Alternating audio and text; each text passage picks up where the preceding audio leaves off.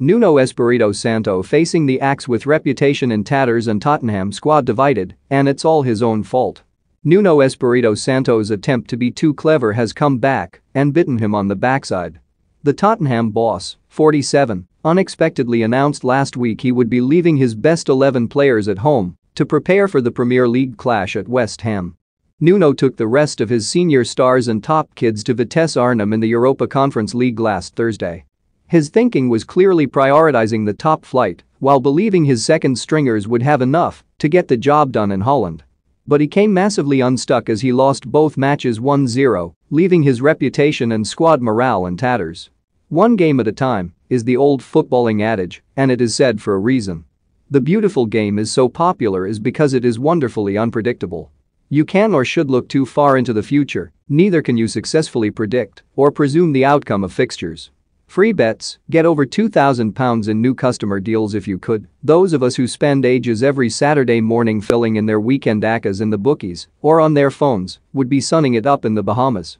Nuno's policy of thinking too far ahead has also left most of the senior members of his Europa Conference League squad seriously angered, creating a needless chasm in his squad.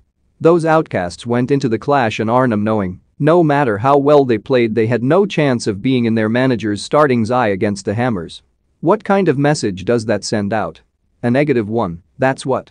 Harry Winks, one of Tottenham's longest-serving players, summed it up perfectly after the Arnhem defeat by saying, "It's meant to be competitive. Everybody should be fighting for weekend games and it's difficult. Motivation should be everybody fighting for the same cause and the same thing."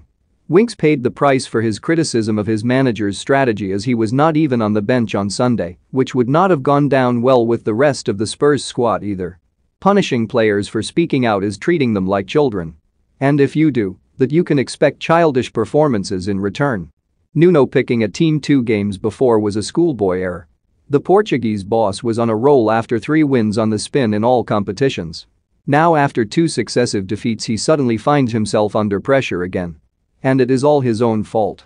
He has been in the game long enough to know momentum in football is everything. Had he taken some of his top stars to Arnhem and won, or even drawn, Spurs could have had their qualification for the Conference League's group stage wrapped up next month. Now, as it stands, they will have to kick off a busy December period by having to field a semi-strong lineup in their final group game at home to Rennes in a bid to avoid being knocked out of UEFA's new Tinpa Thursday night competition at the first hurdle. Why not get your place in the next round sorted and then rest players? As for the Prem, Spurs now host Manchester United on Saturday, when the only consolation for Nuno is that he won't